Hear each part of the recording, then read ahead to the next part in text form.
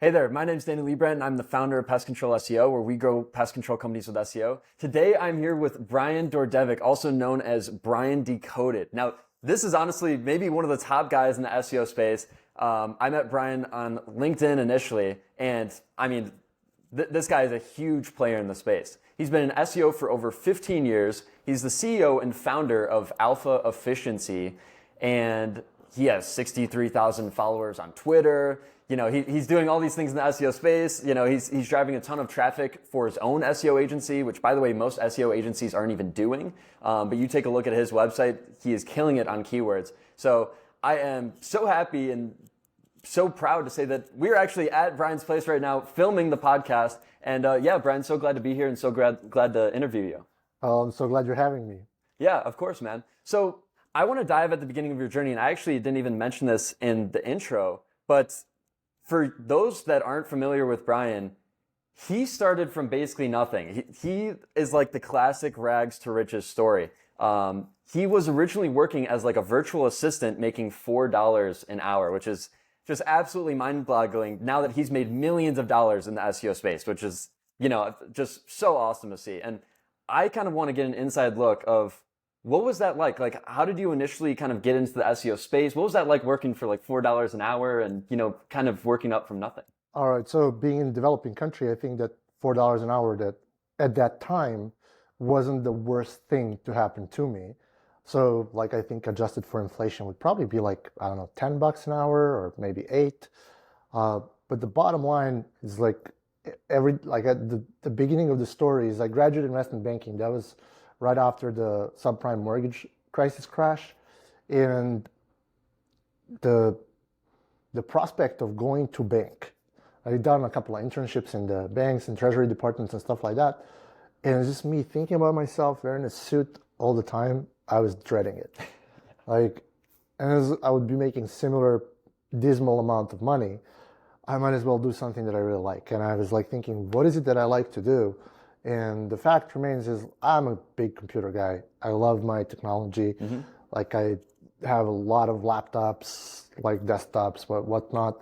I was always a gamer as a kid. So I was like, I need to do something that is what I'm best at. And I opted in for digital marketing. I talked to a couple of my friends. They were working that job, like making $5 an hour or something like that. And I was like, yeah, $5 an hour, I'll do it, you know. And I started building my own website. Like there was no courses, no tutorials. Like you had to figure it out on the fly.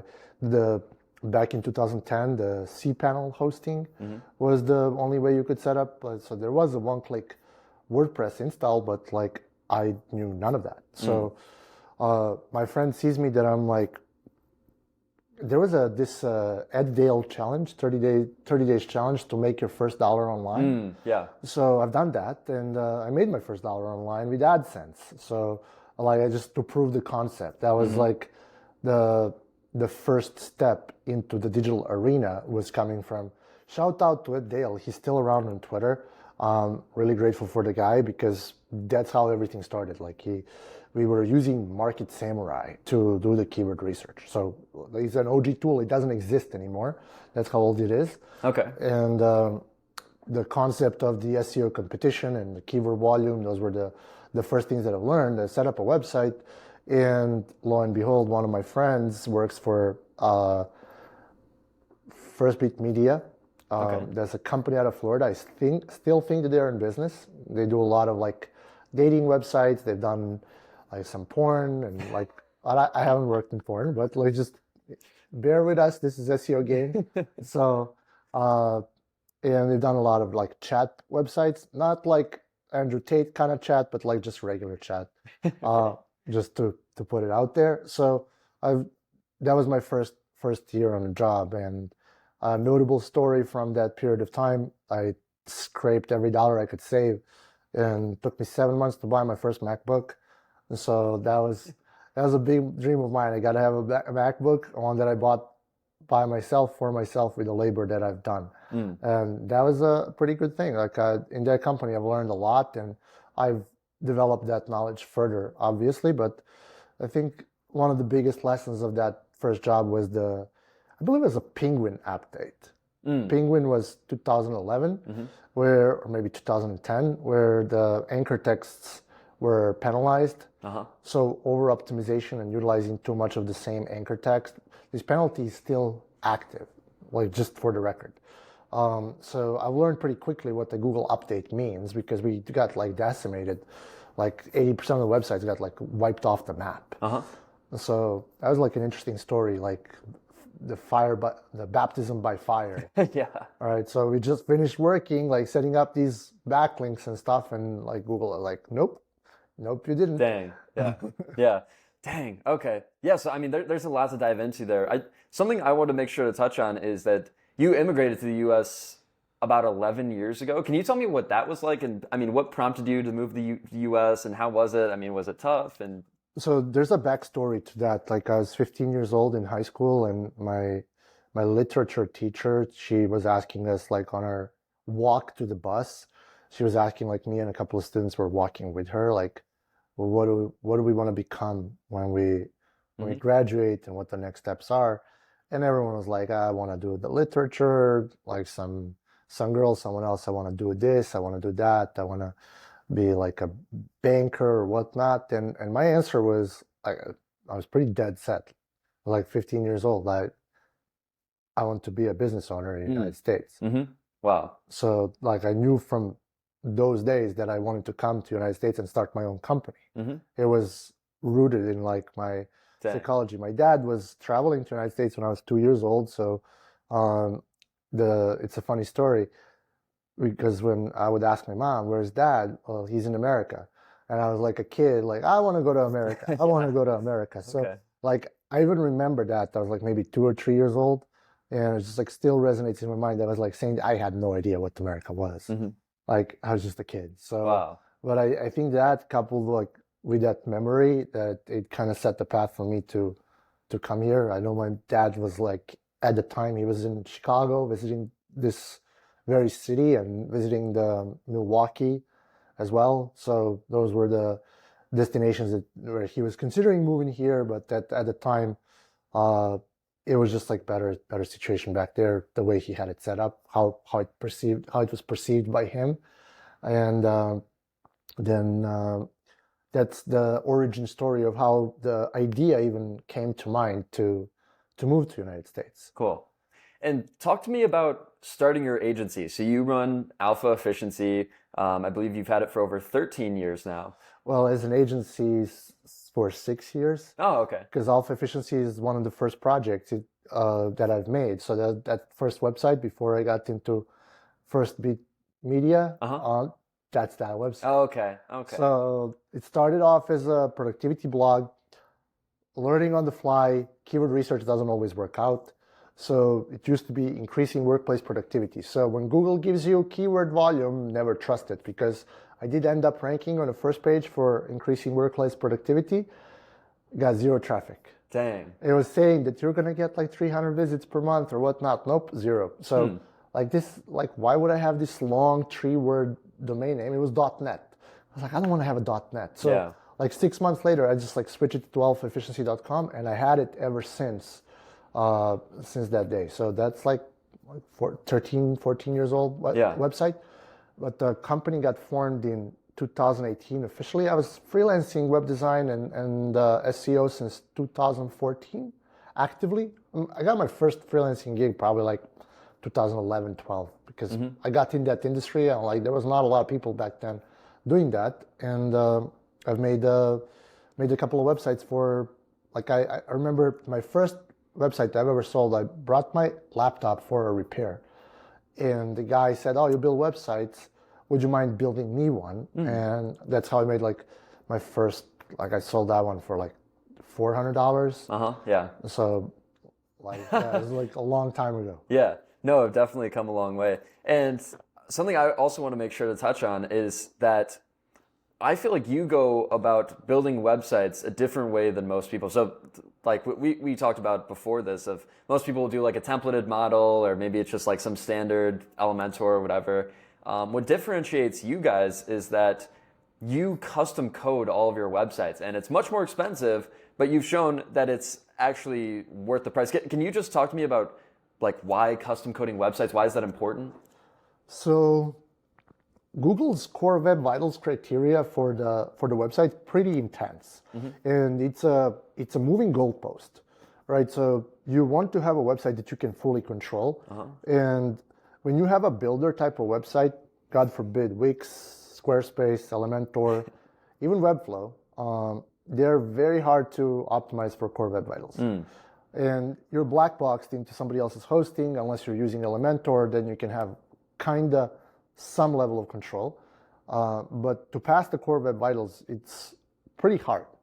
And then you're making some trade-offs, like in the design department, like Elementor is a layout-based platform. Like no matter how customizable it is, still you cannot have like a full flexibility from Figma or from Photoshop or whatever, Adobe XD, Sketch. Like I don't know who's designing in which element we're working in Figma. You can't get that 100% pixel perfect from Figma to Elementor. And then you still have like limitations with Squarespace, and like I don't even bother. Like I don't know what their full set of functionality is, but I had a YouTube episode where I talked about why these builder type websites are not real websites. That was like my positioning, is like I'm saying it's good up until a certain point. So after a certain point, it becomes very, very necessary to have a website that can pass core Web Vitals. Okay.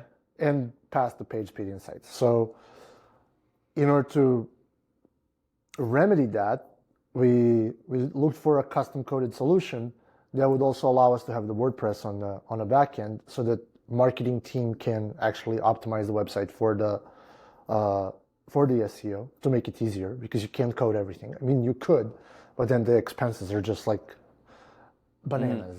Then you might as well take it in-house and not hire someone. It just becomes like too constraining. And SEO is a project, like it's a very important component of marketing campaign when done right. A lot of people, they don't get it right, and the difference between a website that is core Web Vitals optimized and one that is not is the one that is core Web Vitals optimized can be number one. The one that is not is going to be number two. The difference in traffic is 50%. Wow. Like, can you touch on the click-through rate distribution on the first page, if you're familiar with that, or if No, not? go ahead. You can take it. So the first organic position, Google can take anywhere between 25 to 30% of the clicks, and then the second place takes 12. So the difference is double. Like the difference between being number one and number two in a zero-sum game is double. So that is why SEO, technical SEO, that is determining, like all other things being equal, backlinks, content, etc. Like when Google has all of these and says like, this is pretty much split even, what they're going to use to determine who's going to be number one or two is going to be the technical optimizations, which one gives a better user experience to their users. And that's kind of what happens in that story, is that Google is going to give that to the faster runner, like faster website. And that's why we've opted in to build on Sage Framework. Definitely. No, I preach this to my audience all the time, and I don't know, I almost say it every podcast at this point, that SEO is about competition. I feel like, SEO almost feels like a mystery, especially to these local business owners. They don't really know what it is. They kind of just know it's Google, website, whatever. But SEO at the end of the day is competing on the keywords that you want to rank on Google. And what you're saying is that we need to win on every single different aspect. Like if you and another website have similar content and similar links and similar authority, something that's going to push you ahead is something like core Web Vitals. Correct. It's going to be one of the factors. Yeah, definitely. And kind of just to bring a caveat to that, is that you guys build like amazing websites, but I also know that you charge a ton of money, and that's usually for more like higher ticket clients that might be doing like over $5 million a year. When do you think it makes sense to fully custom code a website versus, maybe like I've talked to many, solo operators in the space that, might be doing, $100,000 a year, and then it doesn't really make sense? I think at that level really doesn't. I think that the moment when you do need to custom code a website is when you are on the first page, you're pushing the links, you're doing everything you can, and you're not getting to the first spot, and you see that your competitor is above you, is optimized, or it's just faster than you are. At that moment, you need to consider investing into a faster website. So it's a very niche market, and we very well know our customers. Like most of our customers know that we do core web vitals. That's why we get called in for a website, because that's what I've been advertising, positioning our company around. So not everyone is our customer. Not even $5 million a year businesses are oftentimes small.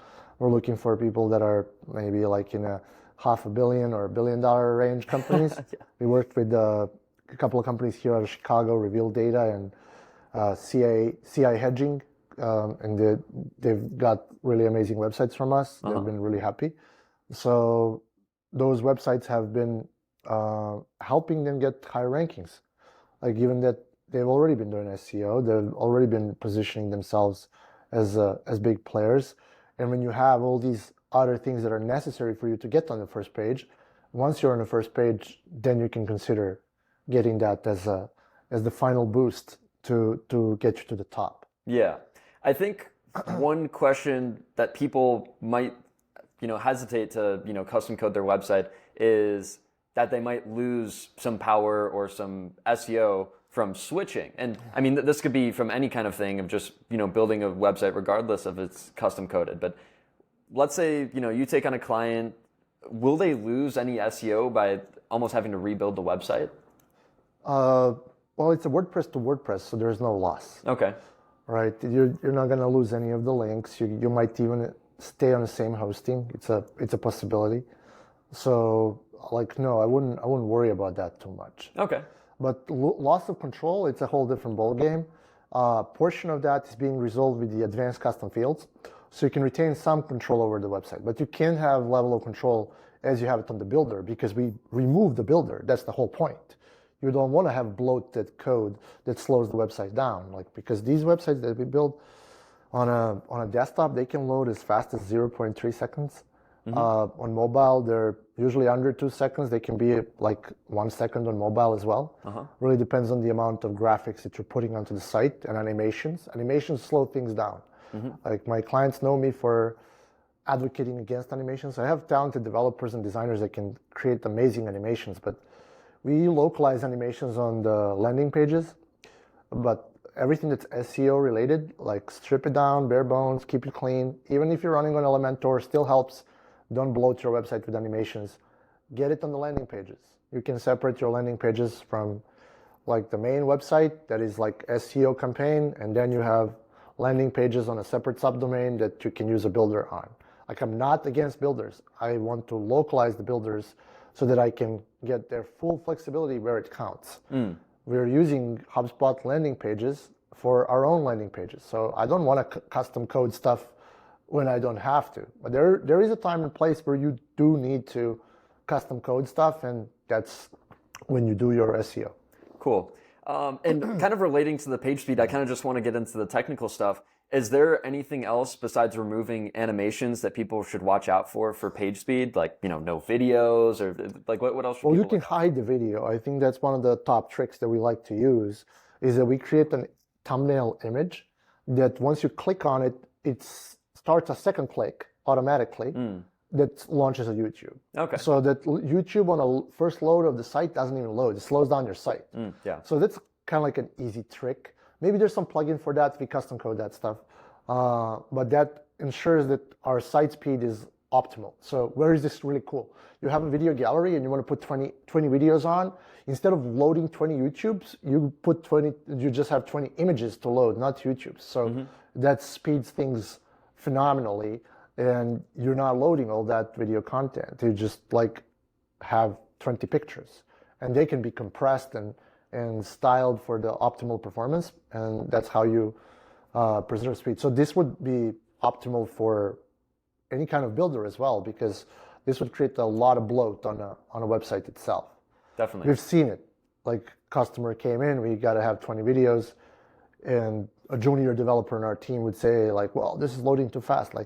Bro, there isn't a standard operating procedure that this is how we do it. So like it happened a few times like that. I've seen it, and we remedied the situation with our process. So Yeah, awesome. So I'm sure you've looked at a ton of different websites. Is there anything particular that like almost everyone is missing out on? Is it core web vitals or is it something else? when it comes to websites, I think that what I'm seeing a lot when we are doing the audits is there's like 20% of websites don't even have forms working. Wow. Like I think that $1,000 for a website is what it gets you. That there's not enough QA. I think that quality assurance is in big shortage amongst all the agencies. And so, like, you can always ask a vendor, do you have a QA person?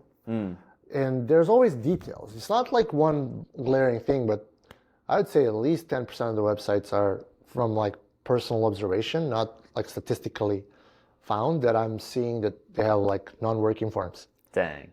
And that's just the easiest low-hanging fruit ever. Just things like that always blow my mind because someone is, finally has found you through SEO, or maybe they searched up your company. Now they're literally trying to contact you and they can't contact you. Like, is there anything worse than that? Like, yeah, it's just crazy times. No, yeah, It also could be like a WordPress update. You never know. I just think that there's not enough emphasis on the care of the site. So when they set it up, it could have been working. Usually like contact forms 7, gravity forms, whatnot. A WordPress update breaks the plugin and no one pays attention. Yeah. And then you go 6 months later down the road and you don't have any leads. And it's because someone didn't check if the contact form is working. Dang. Happens to the best of us. Like we were down for 2 months with our phone number, like just the Twilio balance got expired and we weren't getting any calls. Wow. Yeah, I know. You don't figure it out like in real time. So you gotta have a QA person. Yeah. Okay. Checking your website like at least once a month, every other week. Yeah. That's kind of what I wanted to touch on and parlay into is what are the things, and I mean, this could be for agency owners or potentially businesses that have, maybe have a SEO team in-house, is like, what are the things that you need to make sure that you're doing for SEO on a consistent basis? Links and content.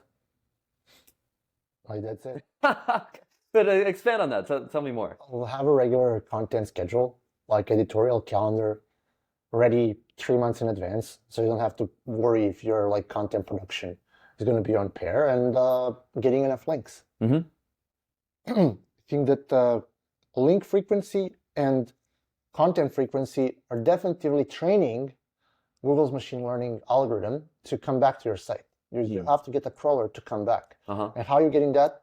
You point links to your site, Google finds the link, comes back to your site, you send the website back to you. Even if it's like a not as high of a quality link, like as long as you have something pointing back to your site, your job as a business owner, when it comes down to SEO, is to send Google back to your website as much as possible.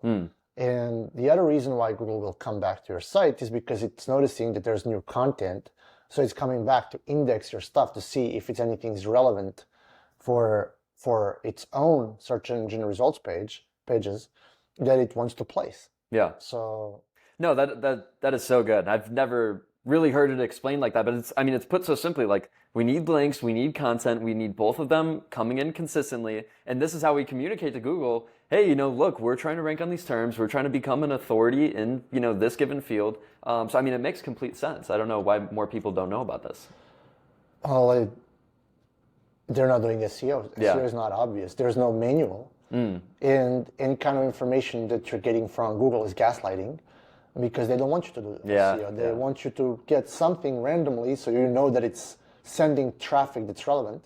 But there's a couple of really important points. The first point is, and this is what we know from our own efforts, organic traffic is converting twice as good on average as paid traffic. And let's say the distribution of the clicks. The ad space has about 25-30% of the clicks, and then 70% goes towards the SEO. So the amount of traffic that goes to paid side of things, like Google Ads, is half the size of the organic pie. Yeah, no, I agree. And part of it's intuitive as well. Like a lot of people that I've talked to, right away they're like, yeah, no, I scroll past the Google ads immediately. I mean, that's what I do too, because I mean, anyone can, pay a little bit for a Google ad space, but to actually be ranking on the SEO term, you got to have some power. That means other people are clicking on it. That means, other people are linking to it as well. Like, it's clearly authoritative, where, I mean, anyone can get a Google ad. Yeah, we're bidding on the same terms we're ranking for, and I just get more leads from organic side. I'm tracking the attribution in our HubSpot, and there's just more leads coming from the organic side. And they cost us less. Like the cost of lead when the SEO agency is providing the value, and I'm pretty sure yours does too. It's just, I remember when we were running the campaign, the job before I started my agency, the cost per lead on a $50,000 a month department, SEO department, was 5 times cheaper from organic than what we were paying in Google Ads, because we were running both. Yeah. And I just like summed up all the expenses of the entire department, like the entirety of the leads that we had, and the distribution was just insane. Like granted, like I was managing 3,000 websites. Wow. So there's probably 80-20 in there too, that you could theoretically get like a lead from SEO costing you like 10 times less than what the lead out of the PPC costs you. Yeah, something really cool that I like on a tool like SEMrush is that it will say the traffic cost. So like, I don't know, so some people might be paying like 10, 20, whatever, 50 grand a month on Google ads.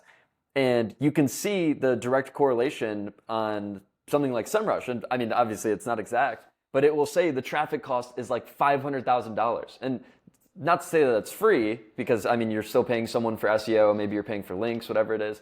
But SEO, if you're doing it right, is much cheaper actually than ads. And I feel like most people don't know that. Well, there's economy savings, like when you're having offshore labor to do some of the essential SEO tasks. So it does play a part. And knowing, even with the agency markup, I think the best kind of agencies are going to tackle both paid and organic side. And there's a lot of overlap. So it just makes sense. Like my standard approach is to test the keyword and see if this keyword is like working profitably for me on the paid side, and then deploy these more lasting resources and a build-up towards the website where I can surely know that I'm going to get a return on that keyword that I'm optimizing for. And also I will have an idea as to what is the search volume, so I know what I'm buying into. So I think that like there is a direct correlation for us digital marketing SEO practitioners that we can leverage the one data set and the other. And oftentimes, like Alpha Efficiency has around 10,000 hits per month. We use our SEO to navigate our pay-per-click efforts. It kind of goes the other way around because the website's old and the content over there is like over 1,000 pages, etc. So it gives us like a large surface area footprint of where we are ranking across the board, and we get clients from it. So it's in our best interest that these things are working good. Interesting. Okay, I don't actually know if I've ever heard someone use that particular strategy of testing on Google Ads first and seeing, are people reacting and converting to this particular keyword? Can go both ways. Yeah, and no, I believe in that as a whole. Like, even though I'm more of an SEO guy, I think that you definitely need the dichotomy of the two. You need Google Ads and SEO running simultaneously, and I mean, I believe they both power each other up as well, right? Yeah, so I think that one of the things that business owners should be asking themselves as a question is not like, where am I on the first page of Google? It is how many of the listings on the first page I can tackle. That's so good. Yeah. So if you have like a mindset of a very successful business owner, you don't want just to take one listing. You want to take more. Because that's what I've learned in eTech when I was working for them. And it was like 2018 when my old bosses would ask me, like, where are we on this keyword? Like I would say, we have 8 out of 17 listings covered. So like if you click on all 17, there would be 8 that were ours. Yeah, crazy. So like you don't have to invest only into a single website as a property. You can build multiple websites and take up the entire space.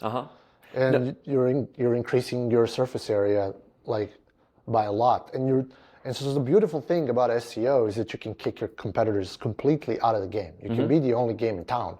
You just like have to take up the entire first page. Yeah, no, I love that. I feel like a lot of SEOs don't talk about this as well. So I mean, the four kind of main ones that people know for something like local, particularly home service local businesses, or at least people in our space, some local business owners are still kind of unfamiliar. But it starts with the local service ads, then the Google ads, then the Google business profile, then the website. So as like a home service local business owner, you should be on all four of those, because I don't know, maybe one of them doesn't convert. Maybe someone needs to see further down the page. Oh, okay, now they see your Google business profile with the reviews and now they convert. Oh, well, maybe now that's not enough. Now they go down the page further and now they see your website again. And it definitively creates brand recognition. Yeah, exactly. So also the more times they see you, the more times they trust you, and especially when they're in that high conversion state. So like I'm all pest control. When someone is searching, pest control near me, and they see, boom, you're on the local service ads, Google guaranteed. Boom, you have a Google ad running. Boom, your Google business profile is there. Then your website. Like, how can you not convert with that company? Because so few people are on all four. Yeah, maybe they're on two. If you had 2 locations, right, or 2 DBAs, you could have 8. Yeah, exactly. So, I mean, that's incredibly powerful. And another aspect of that, which is kind of deeper into the game, is that there's also many other different SERP features beyond those. So, I mean, you can get featured snippets, you can have YouTube videos ranking, you can have photos ranking. AI overviews. Yeah, exactly. There are like over 20 SERP features now. I think there used to be like 13 to 15. Now there's over 20 of different ways to rank. And the same way with AI overviews, getting on those. Could you touch on that a little bit? Well, I haven't been looking into that deeply. So I'm not, like, I run a business. It's like SEO is just one of the components. My team touches on those aspects. Like, I don't have to be neck deep in the game anymore. But I think that the AI overview is taking up a lot of space. Don't know how important it is to dominate it, because most of the AI overviews, from what I'm understanding so far, is they are 0-click searches. So Google is providing these more as a touch point. So if you can get your logo in there to be seen, that's probably all you're going to get. You're not going to get click from the AI overview unless it's really compelling. But people typically, when the AI overview or a featured snippet even come into play, is when Google is trying to define something as a quick snack answer where they don't even have to leave the Google property. Yeah. And those are not even generating them, when I say them, I mean Google. They're not generating them ad clicks as well, because Google figured out, like, I just want to keep them on a platform. What typically happens is someone reads the AI overview and then they search for something related from there. So that is what I heard, read, seen from my firsthand experience, but still something to be looked into. Definitely. And I'll kind of add on to that is a lot of people are kind of skeptical or maybe scared of kind of like AI, quote unquote, AI taking over. And I think at least in the local space, we're going to be okay for a little bit. Like, I think local is going to be one of the last things that is kind of taken over by AI, because number one, Google Business Profile is so powerful. When someone's looking for some kind of local business, I don't see how anything trumps Google Business Profile. They might have like a modified one in AI overview, but I think there's always going to be something like a Google Business Profile. Well, I think that when the AI takes over even more, I think that there's going to be room for AI optimization. So that's one thing. The other thing, I also see immense value in Google quickly delivering the results. So a lot of people are saying, like, I'm just going to stick with the AI, etc. AI takes a lot of computing power. Like the difference between a Google search energy consumption and compute consumption is 100x, if not more. Like, so, and people love speed. The reason why people use Google is because it's fast. And if you're in a free version of ChatGPT or Claude, you got to wait up, bro. And that's not a good user experience. And that is going to keep people naturally gravitating towards faster option, which is Google. So Google's not going away. Like in the last couple of years, the increase in searches, there is an increase in the number of overall searches. So the user base is increasing even for Google, even with the AI. I think that the AI is just a different tool for a different purpose, and they complement each other in a way, and I'm still using both. So I don't see AI taking Google's lunch anytime soon. No, I agree. Google is an absolute monster. And also Google's incorporating AI, like we've talked about, in their platform. So, I mean, you can still do a Google search. And this is something that they've been honing in on. I don't know if, I guess this is just, a little bit. But I guess this is just kind of a process that's taking them a while to implement. But, I mean, we've already kind of seen it of something like featured snippets, where if there's a clear, definitive answer, like let's say I said, who won the Bears game last weekend? And it would say, I don't know, the Bears won against the Detroit Lions or whatever it was, when it gives a clear, definitive answer like that. But if you look up something like, best pest control company near me, I mean, there's no definitive answer for that. It's just whoever shows up. So again, I'm really still bullish on the local scene for SEO. I've heard that it's almost over for affiliate marketers and other. Not necessarily. Just the affiliate marketing game changed, but yeah, the AI overviews for the searches were like I don't think that many things changed that much. The game is becoming more competitive. That's for sure. Google's clamping down on crap content as it should.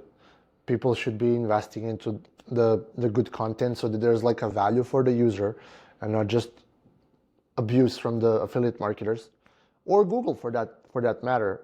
This is like a fine-tuned ecosystem between the publishers, Google, and users, and it's been operating well for years. So one of the latest developments is that the person that was leading the search efforts at Google just recently resigned. So is that a nice way to say that someone got fired?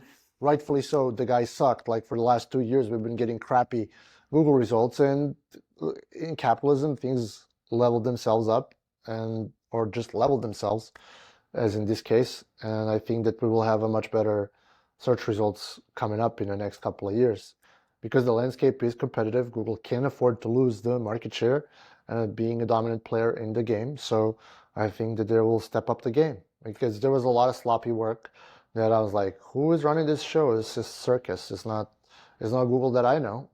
No, there's been a lot going on, and I think, again, because I'm all local, a lot of the local business owners that I've been talking to are just really scared of all the AI stuff that's going on. There's so many new tools, and Google's changing all of the time.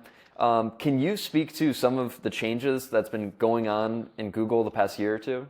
So HCU, a bunch of updates, core updates. What's HCU for people that don't know? Helpful content update. Basically just wiped out a lot of AI generated content. AI content still ranks, but it's not as favored as it was before. So Google has been trying to weed it out. People that are really good Black Hat SEOs, they're still finding their way to the top. The parasite SEO has not been defeated, and with the rise of Reddit, which is something that I think is definitely on its way out, because Reddit answers, when I see Reddit, I skip. I don't know if that's your case, but every time I see Reddit, I'm just like, this is gamified content, and I'm not just as a searcher. I'm not talking as an agency owner, but as a searcher, skip Reddit. That was my personal go-to. I don't know if that was the same case for you. It depends on the search query. There are actually plenty of searches where I do like Reddit, where maybe. What kind of searches are those? Well, okay, so a funny one. I didn't even really want to bring this up, but I went to Lima about a month ago, and I was looking up what is the dating scene like in Lima. And I mean, I don't know, I guess I could go to a standard website and I don't know, maybe see on social media, but there was a Reddit thread of 100 different people all commenting and saying, oh, you should go here and you should talk to these people or use these apps. So I think in that scenario, if you're kind of looking for a community perspective, I think that's where something like Reddit or Quora comes in, is when you're looking for a community perspective versus other searches where you're just looking for the definitive answer. I see. Yeah, yeah. Something I'd like to ask you, and what I'd like to ask most of the SEOs I have on is, what are some of your favorite SEO tools? SEMrush, it's just like I've been using it for so long. Me too. Ahrefs is a great tool. Like I've tried it around, played around with it. We evaluate some of the backlinks with it occasionally, but for all intents and purposes, I'm a SEMrush guy. Me too. Anything else? Maybe Chrome extensions or anything kind of crazy. We use WriterZen, like a competitor of Surfer SEO. Okay. It pulls NLP keywords. I feel like they help. I didn't do a deep dive in it, but it enhances the process. It allows the content creation team to have a benchmark and a guideline as to what they need to include in the article, at least to hit up like those LSI keywords and NLP keywords. For those that aren't familiar, what are those LSI and NLP? So light semantic indexing, those are like those questions at the bottom of Google that are like, or like at the top, that are like questions that you can incorporate in your content in hopes of hopping in that questions section of the SERP, which is usually at the top, and then you have related searches at the bottom. So those are LSI keywords, and then you have NLP keywords that Google is using to evaluate the authoritativeness of your article. Because if someone's looking for Google, the non-semantical keyword that is related to Google is Sudhar Pichai, which is a CEO. Google knows this because it has the whole web crawled. So it knows the semantical relationship between the word Google and Sudhar Pichai. So the way that you can get these keywords is by querying Google Cloud Platform. And in order for you to do that, in order not to create an application yourself, you can go to some of these vendors like Surfer SEO, WriterZen, Neuron Writer. I'm pretty sure there's more. It's just like these are the three prominent ones, and we are using Neuron and WriterZen. Surfer SEO is a little bit pricey, and these guys had like what's it called, a lifetime deals that I purchased. So like saved a few bucks over there.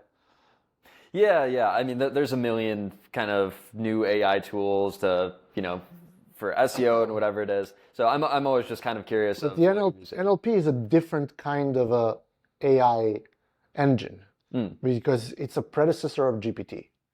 Natural language processing is machine learning understanding of the content, and the GPT is creation of the content. So these two work hand in hand, and NLP is like Google's baby that OpenAI kind of borrowed and ran with it and set up the GPT side of things, which was the challenging part in and of itself.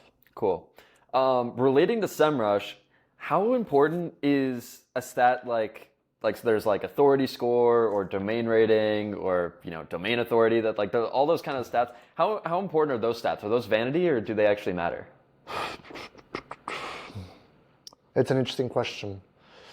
I think that SEMrush introduced topical authority in the latest updates, so within the last 6 months, and topical authority is very helpful.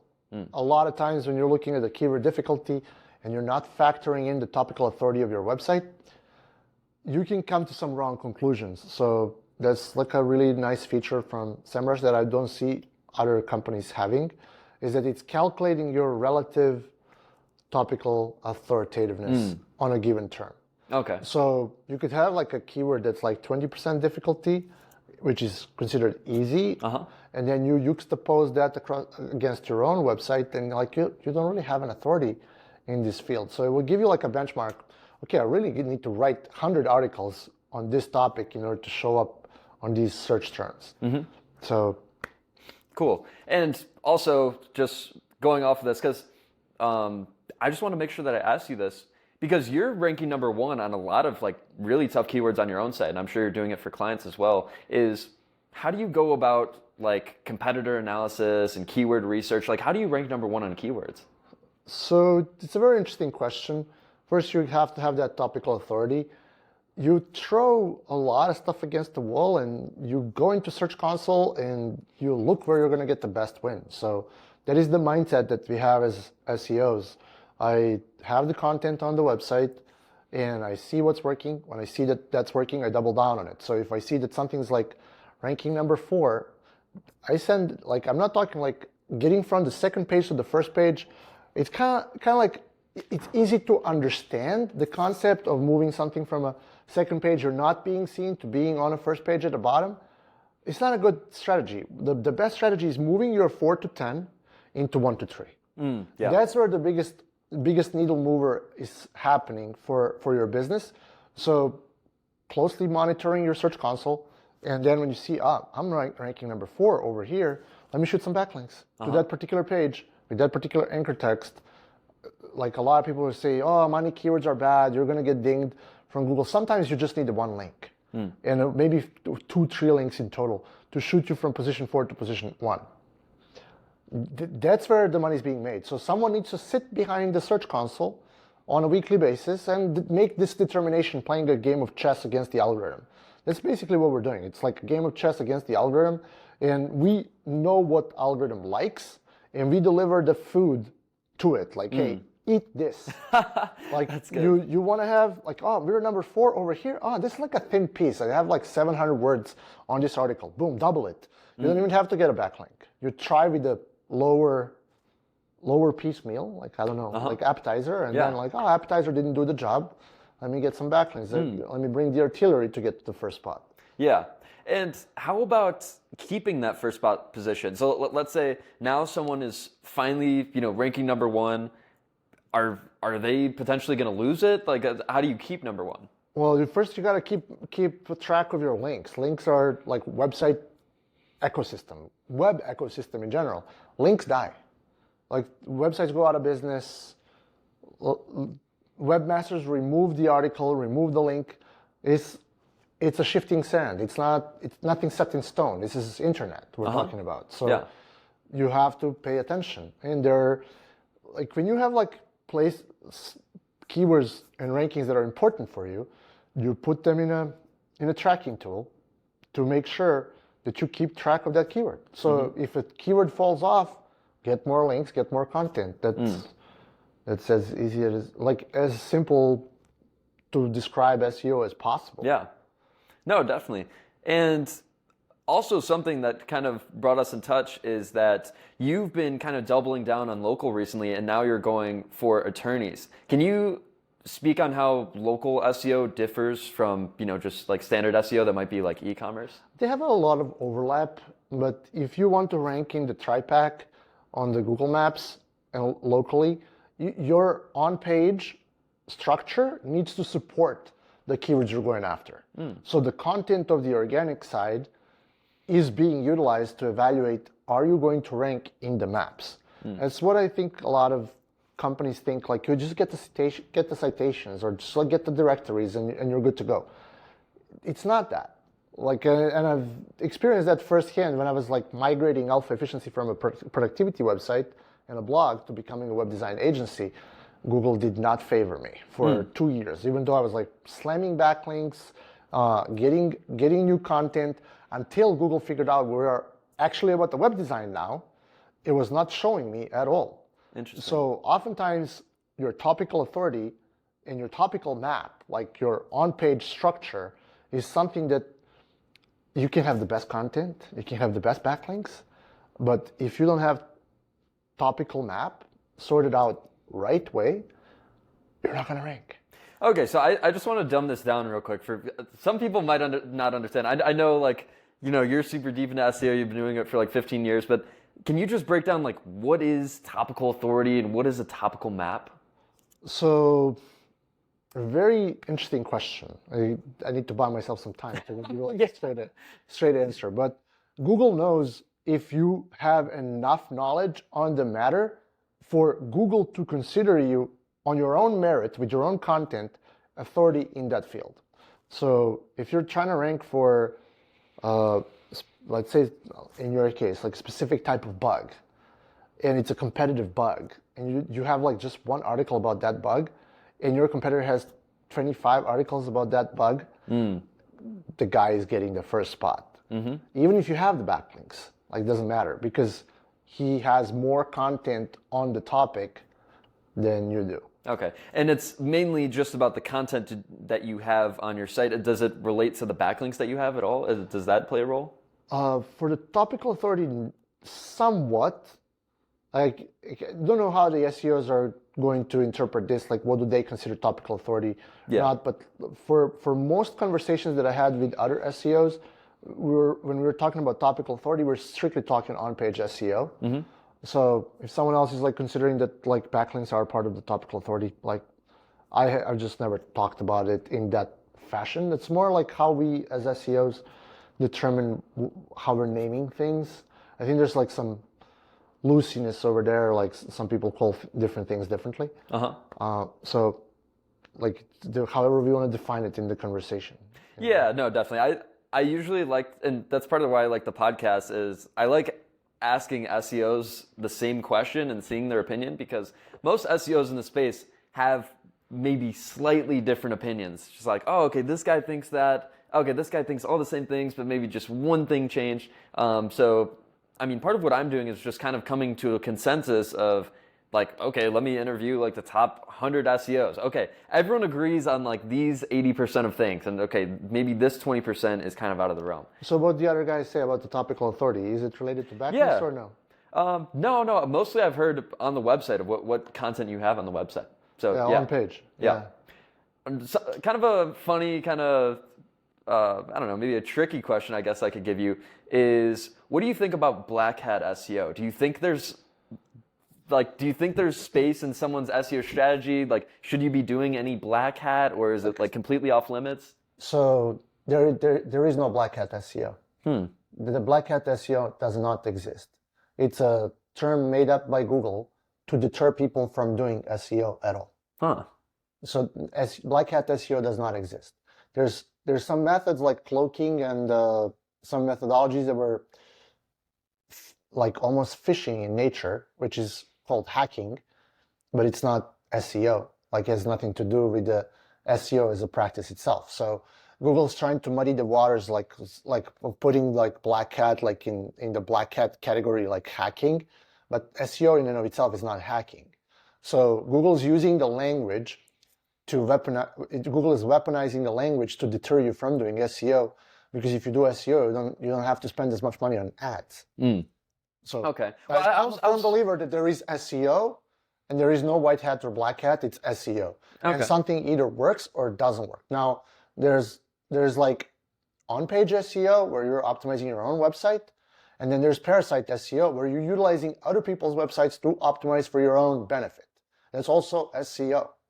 So you have to think broader than just your own website. Okay. Well, I'm talking about more kind of spammy things that might get you in trouble, maybe like click-through rate manipulation, or if you're a local business getting like fake reviews. Like, I'm not going to tell people what works and what doesn't. That's like something that every SEO company should kind of keep as its own secret, as how they're doing things, because there's a lot of intellectual know-how that stays in-house. I don't talk about all the tactics that we utilize. I just say there's SEO and there's things that work and there's things that don't. And I don't delve deeper into that, and I don't believe that black hat SEO exists. There's things that are going to get you in trouble because you're spamming, and then there's SEO. Yeah, no, I agree. I mean, I typically like to lean towards the white hat side just because all the recent updates with Google, I mean, it's ridiculous how much they've cracked down on companies. Especially, again, you're...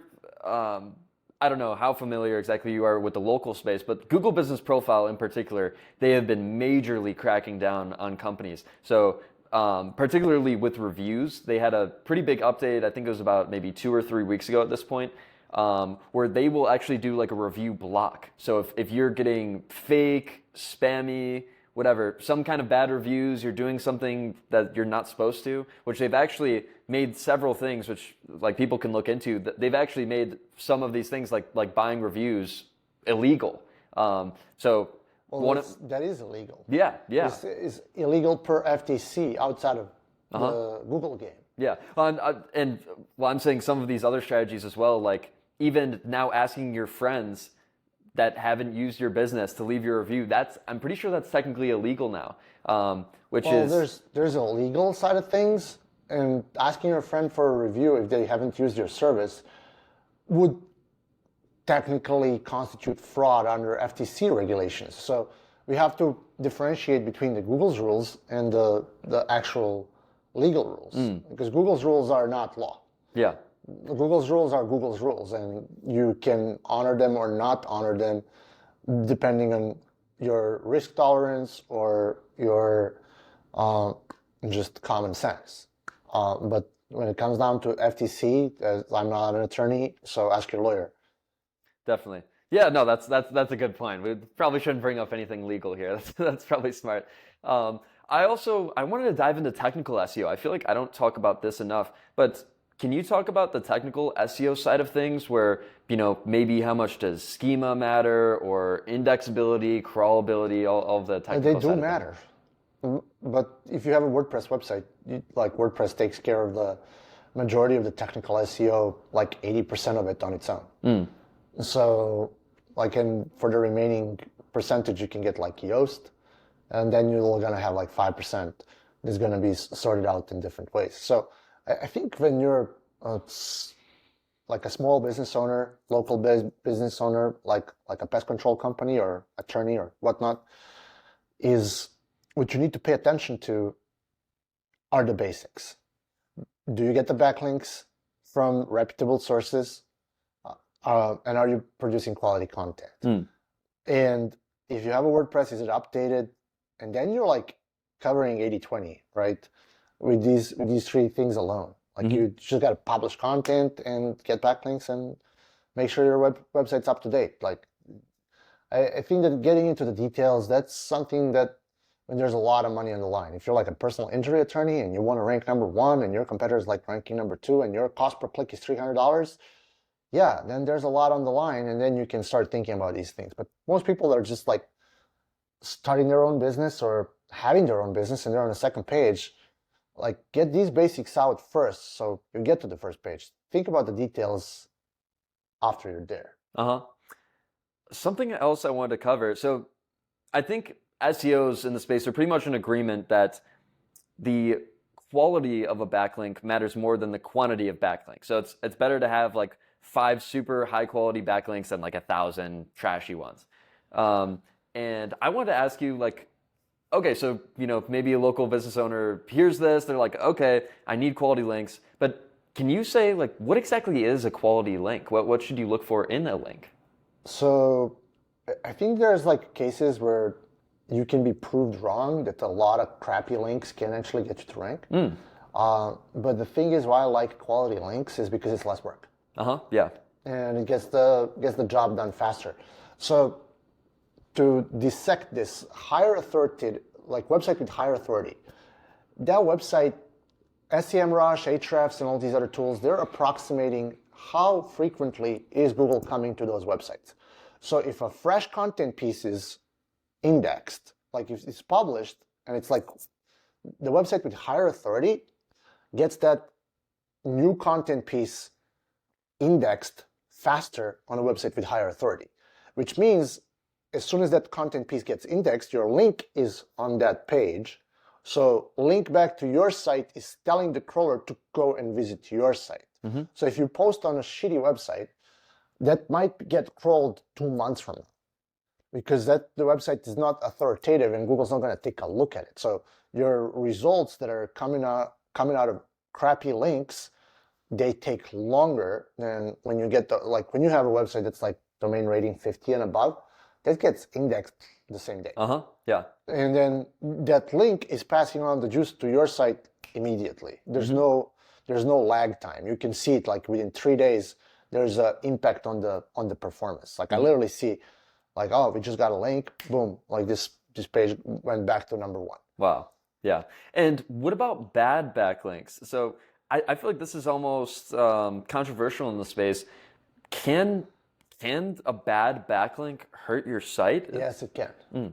Talk more about that. Yeah. So the only instance, I had more instances of content related penalties than backlink related penalties, because a lot of people don't understand there's like one thing that Google really easily catches, and it's caught more than backlink manipulation.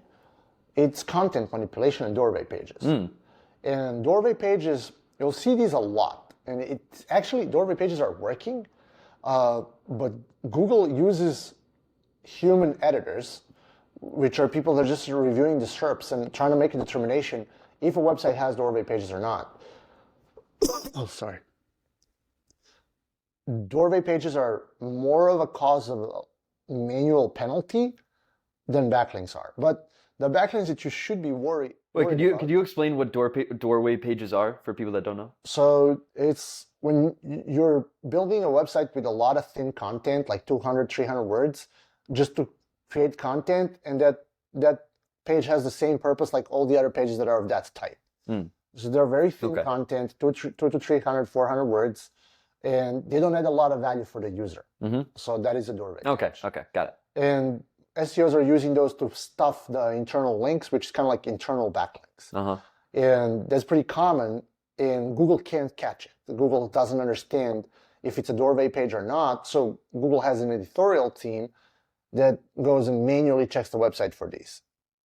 Cool. Yeah, no, that makes sense. Going off internal links, I don't think I've talked with any SEOs, at least on the podcast, about internal links. How important are internal links, and is there like a certain structure? They are part of your topical map, right? You're organizing the architecture of the website with the internal links, and that is how you're moving the needle for your SEO, because it's way easier to produce an internal link than to get the backlink. It's just like the effort level is probably one times 100. Yeah. So.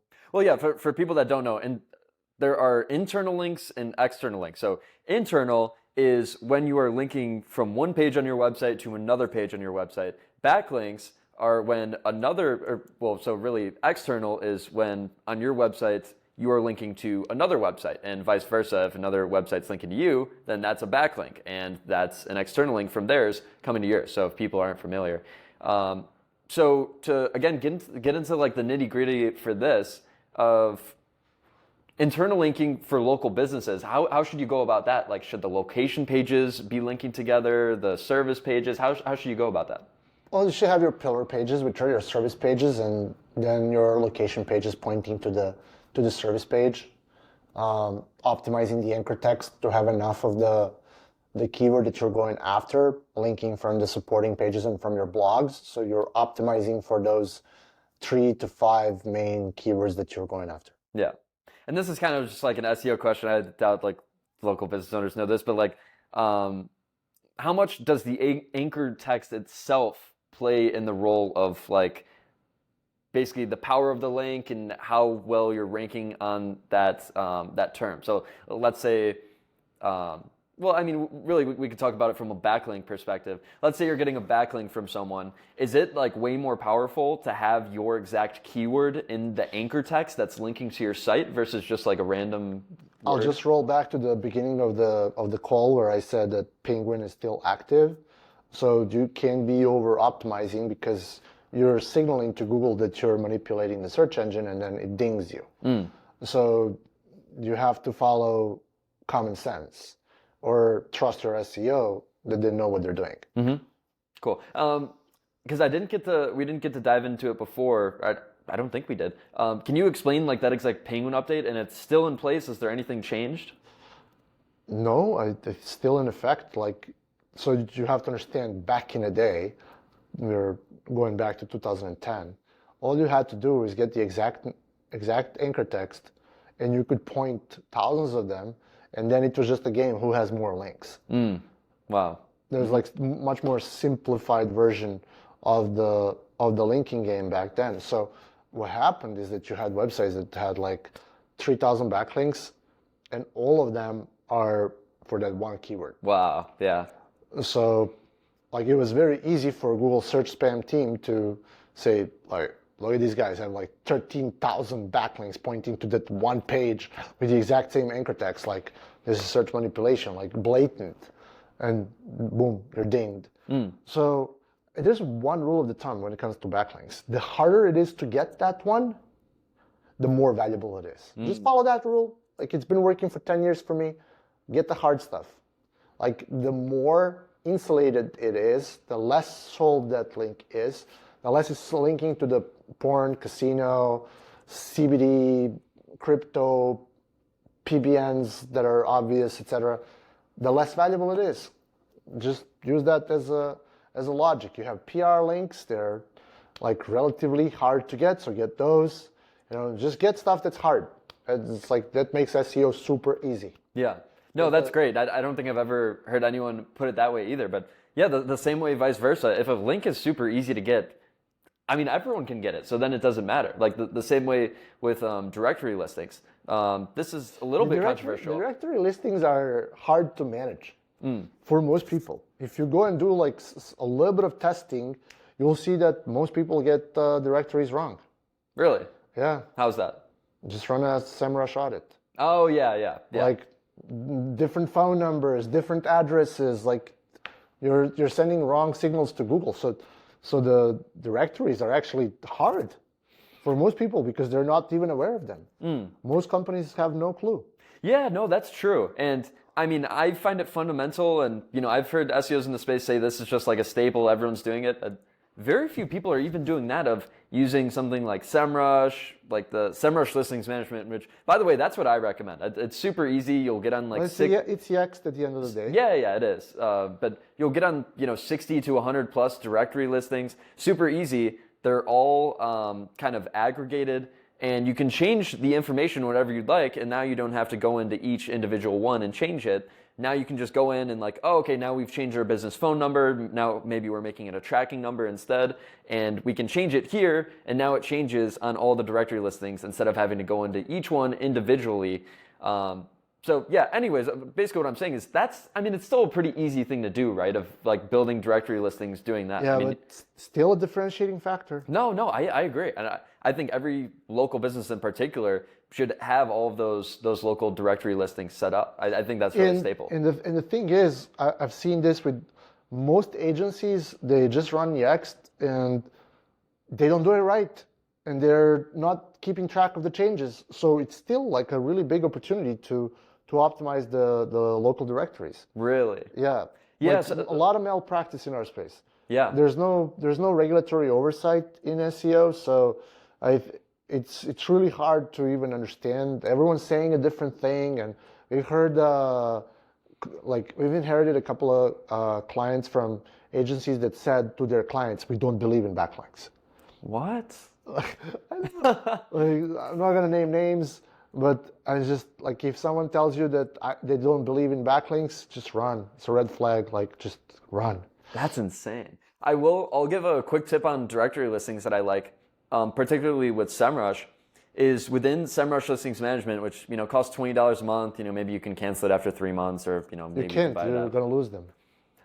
You'll keep a good amount of them, but the paid ones will go. But you'll keep the free ones. But anyways, something that I like to do, and yeah, you'll have to keep the subscription to do this, is uploading all your photos into the SEMrush Listings Management. So you upload all of your photos one time, again, instead of having like an assistant or someone regularly updating them. You can go into SEMrush Listings Management and continually upload all of your new photos there, and that keeps all of these directory listings active, which, by the way, these are some of the biggest directory listings like Bing, like Yelp, I don't know, Foursquare, and all these other directory listings. Keeping that profile active everywhere and having those photos in different places, I think that's a really great signal too. So cool. Are there any other like kind of quick tips that you could give, particularly for local business owners? I feel like we've covered a lot, but I mean, maybe we could touch on Google Business Profile. What do companies need to be doing on Google Business Profile? Like one update per month. Like I think that's enough. Like you just have to wing it kind of based on what your competition does, because this is like the who runs fastest. So you don't want to run too fast, right? Like you can build a moat that way, but you might also be burning resources. So there's really like a good SEO will be able to budget you relative to your own keywords. That's what I think like customers like about me is I give them an estimate on how fast are their competitors moving and how much do they need to move, and then I can reverse engineer how much I need to invest. Yeah. So I kind of just want to get a picture for maybe company owners that are unfamiliar or kind of just want some better insight. Let's say a company is like, doing $1 million a year. How much should they be spending on SEO? Jesus. Like, depends on how big part of that business is. Local home service, local business. Let's say it's a pest That control should company. be their 100% of their marketing budget. So $50K a year. Okay. Yeah. So, around $5K a month. That makes sense. And I mean, okay, so something else like, yeah. That would be like $4K a month. Yeah. Yeah, around there. If it's $1 million business. Yeah. Okay.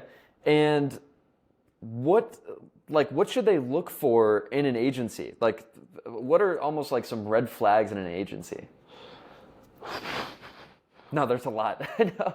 Of like the one thing that you said of like backlinks don't matter. Like that's a red flag. That's a red flag. Yeah. Like, backlinks don't matter, run. Yeah. Like, and there's a lot of SEOs that will say, well, we don't do backlinks. Really? Sir. Yeah, it's like there's two stories to the SEO. There's people that are trusting of Google and they're going to get the haircut over there, and then there's people that make money. And you want to be on the make money side, not on the Google side, because Google's optimizing for Google. You optimize for your own business. That's common sense. Definitely. And also something I wanted to touch on, and I found this super fascinating. You go super hard on this, is you get some really high quality backlinks. I forget the exact ones, but you have some big companies. And I think you've told me some of your strategies, which maybe you don't want to reveal, but maybe you like hire someone as a consultant at one of these companies, or I don't know. Is there anything you can give the audience as to getting high quality backlinks from super authoritative sites? Just make sure you get backlinks. Don't overthink it. That's all. But that sounds so simple. But like people hear that and they have no idea what to do. Well, like, you can go on Google and type in like get backlinks, and you'll get vendors that are selling them. So the purpose of the SEO that's working for you is to vet them, to make sure that you're actually getting a link that's worth something. So it, like, as long as like there's a modicum of quality, and this is what I'm going to give as a tip, like if the website has authority score on SEMrush 20 and above, it has US based traffic, and it doesn't link to CBD, porn, crypto, casinos, spammy loans, travel, is good to go. That's all it is to backlinks. Now go get them. Like, I don't want to reveal how I'm getting them. Yeah. That's 15 years of building relationships with vendors. So it's like my connections is how I get my links. And that's pretty much it. Like, you network and you hustle them out, and you have a system as to how you do it. So you can send emails, you can call people, you can build quality assets that are going to earn you links by creating tools, etc. But at the end of the day, do the PR, get the backlinks, do the directories. It's like same for everyone. And just to be clear for people, should you expect to pay for backlinks, or is there a way to get them for free? As in, there's both ways. Okay. There's both ways. What, like, tell me about the difference. I mean, like, I don't know if if you're establishing these relationships, I mean, you could potentially get them for free, or if you make the tool. I've heard that's like a pretty popular way to do it. Like, I don't know, maybe you make like an ROI calculator on your site, and then people are linking to that. I just get good links. Again, it's all mostly relationship driven. So okay, yeah. So that's what I'm asking. But are they free or paid? Those high quality ones you're getting? That's up to the client, how they want to run their business. Okay. Like, we disclose like to our clients when we're getting links. Do you want to get paid links, or just want to get the ones that are not paid? So it's up to the client. Like, it just costs more when they're not paid. Like, it takes more effort to get them than when you're paying. So it's like, as long as you disclose to your client how you're acquiring the links, it's all fair game. Because Google can't prove. Like, as I said, I got more on-page penalties than backlink penalties. The only backlink penalty I got is when our website got scraped and the content from our website ended up on hacked websites, and these hacked websites pointed back to the main site as the only instance of the. I learned my lesson with Penguin. Yeah. So the first penalty that I faced in my life was in 2011. It was for the backlinks. So I know what I'm doing in order not to get penalized, just using pattern disruption thinking that I'm not leaving a footprint. And the thing is, if you're doing backlinking bad, regardless whether you're paying or not paying, you can still get penalized. So it doesn't matter how you're doing it. Like Google can see if you're manipulating it blatantly. So don't manipulate it blatantly. And if you're not buying it and you're still manipulating Google's search engine, it doesn't matter that you didn't pay for them. It doesn't matter. You're still manipulating the search engine and it caught you. So you have to be smart. That's what it is. Like paying or not paying is not what Google can figure out. It can figure out if you're manipulating it or not. That's a difference. Okay. So really making sure that you're not like directly manipulating the search engine with, I don't know, spamming keywords or, the anchor text stuff we were talking about. Okay. I think that's a very clear point where, I don't know, people kind of fluctuate, but that's very clear, is don't manipulate the search engine. And what I hear from a lot of SEOs that I agree with as well. You are an SEO. You're manipulating the search engine. That's the whole point. Yeah. That's why I'm saying the black hat does not exist. You are doing SEO or you're not doing SEO. That's a commonsensical line. Like, are you doing SEO? Yes. Okay, then you're in this camp. If you're not doing SEO, then you're not doing SEO and you're not protecting your client's best interest in mind. There's Google, there's you as a client, there's us as an agency, and I think the agencies need to be on the client side, not on the Google side.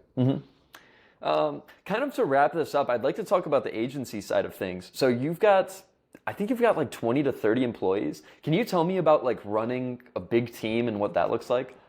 Well, we're a completely distributed team, so everything's happening on Slack. We have EOD reports at the end of every day. They come to me on Slack. It's like everything became like smooth because I have the processes in place and I have a really good operations team. Shout out to Lou and Lou, the two girls out of my team, if they end up watching this. They keep me up to date with everything that's going on. And I'm blessed with a really good team. They play by the SOPs. Everyone knows what's happening next. And so it's really a blessing when you have a good team. Nice. Like it wasn't always as well organized as it is now, but I'm really thankful. You got to have a good team. Yeah. Back in your. So how did you get it so organized that you have SOPs in place or SOPs, Slack, Kanban boards. Kanban boards? What is that? Kind of like Trello. Oh, okay. Like a tool that integrates into our time tracking software. What's the time tracking software you use? HubStaff. Is that related to HubSpot? It's not, but we also use HubSpot. Oh, okay. So it's very confusing when we talk like HubStaff, HubSpot. HubStaff. I've never heard of that. I've heard like TimeCamp. That's a pretty common one. Yeah. Okay. It's just like, it's kind of like mixing the timer and Trello together. Yeah. Into a better tool. So really happy with that software. Cool. And I think we talked about this before. I almost forget at this point. Is your team overseas or like, does it matter? Like, my clients don't care where they're from. They just want to get the job done. We have some people in the U.S. Majority of the people is offshore, but everyone's working U.S. business hours. And how do you find people? LinkedIn ads. Really? We have a very elaborate hiring process. Tell me about that. So the HR, she collects all the resumes, scans for keywords, and then we send a request for the people to send us an audio message, like to tell us something about themselves in 1 minute. We weed out candidates that don't have good English like that. So all employees are having like native level English or close to.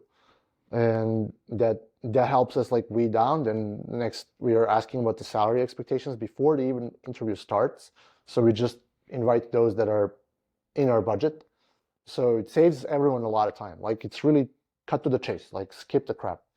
Tell me if your English is good. Yes. Then you're moving to the question is like, how much money do you want? Then we get that sorted out. Then it comes to the first interview.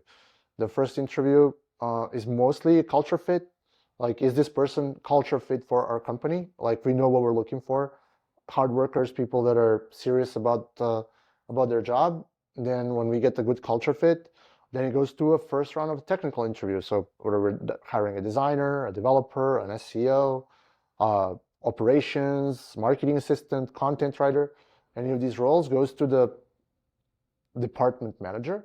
Department manager and HR determine like, okay, both of us agree that this should go to me, and then I make a final determination. Most of the time when they agreed amongst themselves that the candidate is good, they send it to me. I just want to hear who I'm hiring at that point. So it's like not even in my hands anymore. Wow, nice. And how did you configure this like structure of your agency? So I'm sure you have particular people and different positions of like maybe this is the content writer, this is like the web dev.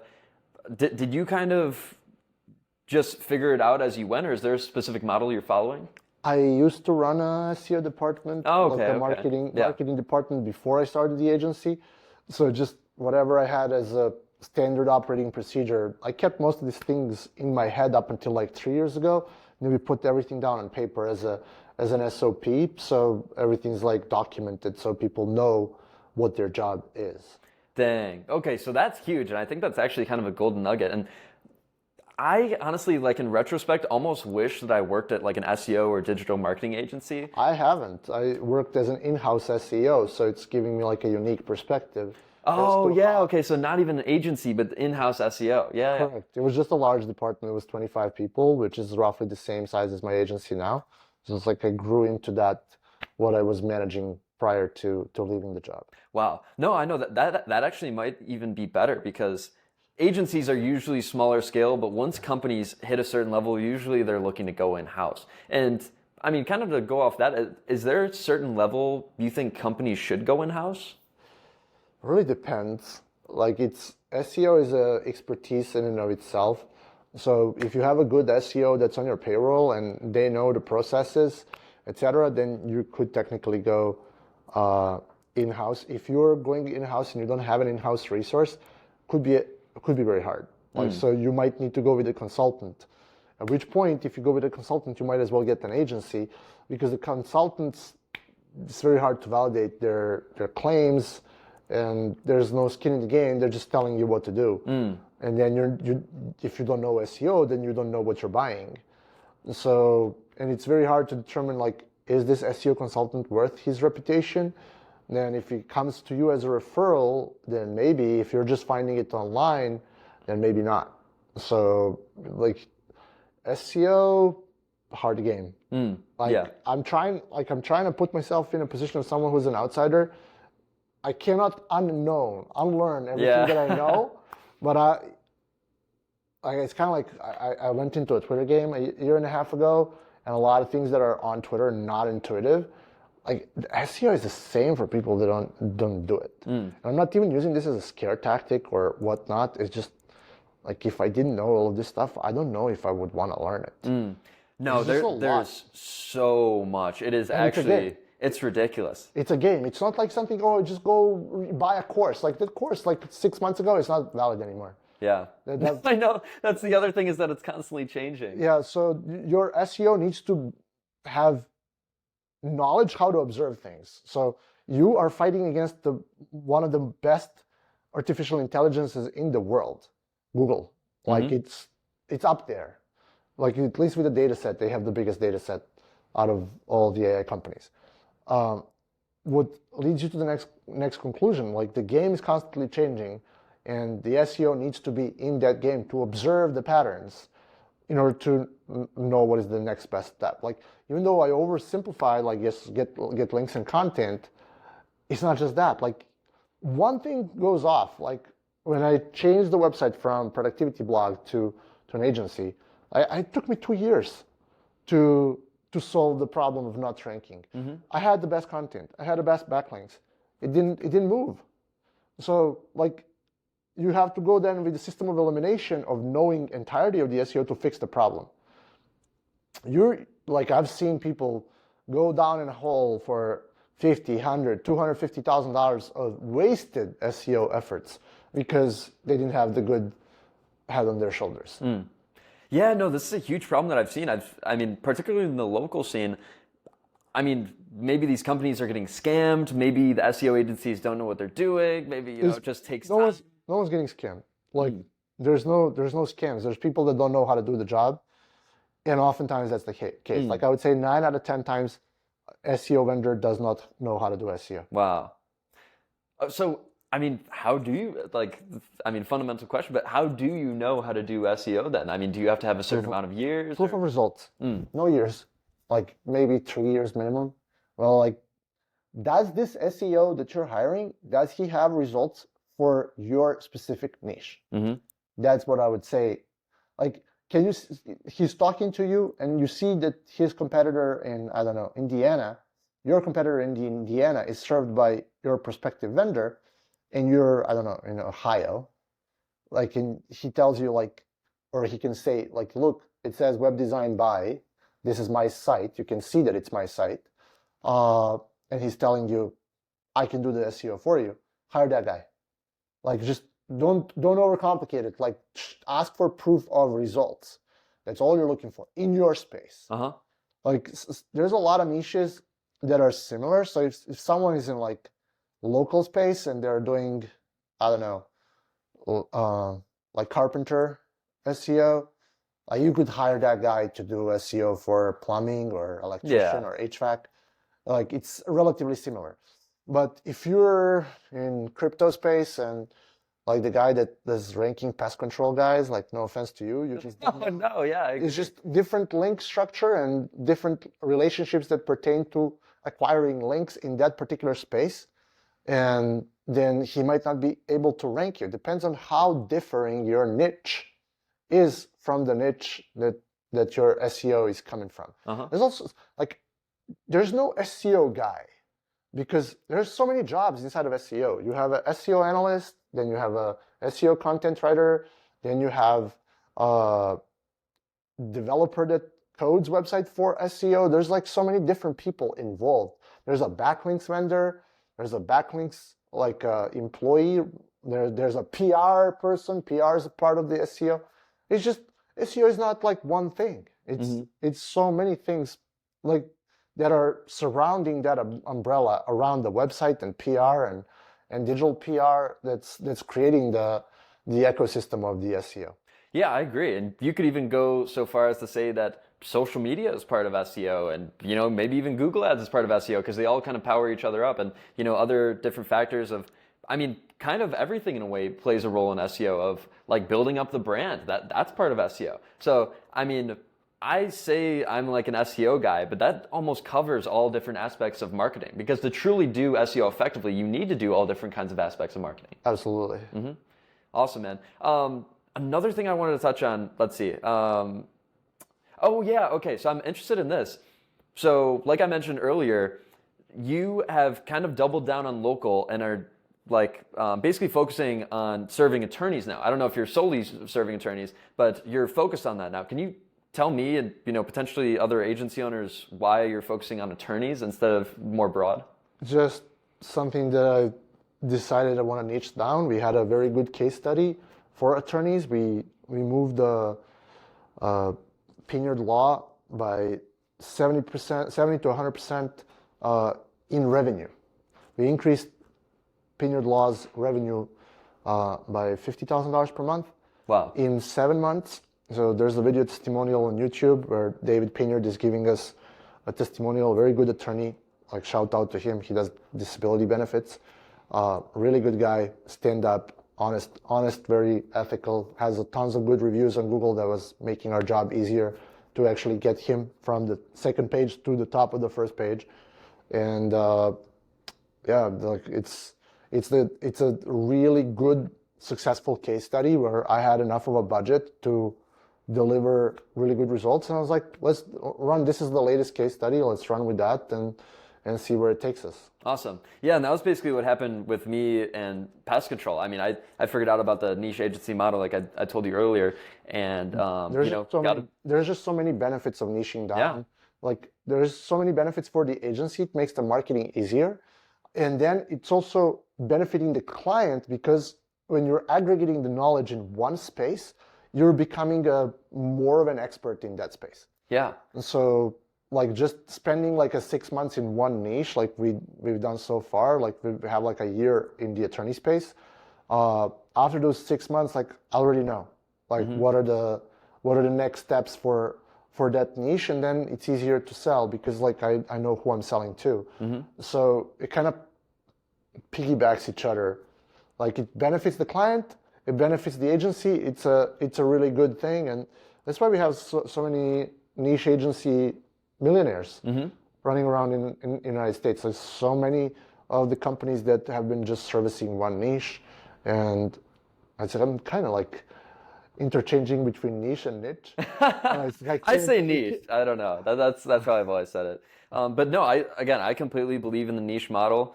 And I've been in the pest control space for almost 2 years now, and I know like everything about pest control. Like I told you, I was just at Pest World last week, and I'm seeing all the latest pest control products, all the latest technology. I'm meeting all kinds of different pest control owners, learning their different problems at like 100K a year versus $1 million a year versus 10 million a year. So now I feel, I don't know, super informed and acquainted in the industry. Whereas even if I was just broad as home service local business, it's still different. And especially if someone's just an SEO guy for anyone, I don't think you can do that anymore. Well, like my writers are fine-tuned for legal writing, so it's not just about the head of the agency. It's also about the employees. That's good. Like you can't spread that knowledge so thin that it doesn't cover the ground of that particular niche. 100%, I agree. Last thing I'll ask you is, what does the future look like for you? As in, where do you see your agency in 5 years? What are you doing regarding content and your personal brand and all of that? Well, I'm going hard on personal brand. It's just something that's giving you a protection as a business owner. You're known, liked, and trusted across the board. Like you get to pick up and choose the people that you want to work with because they resonated with your messaging and your communication style. So that's one of the things that I've been investing in. The agency is like autonomous. So I just want to get the best people in the best shoes and get the best clients. So it creates a flywheel environment, and it's very, very well on its way.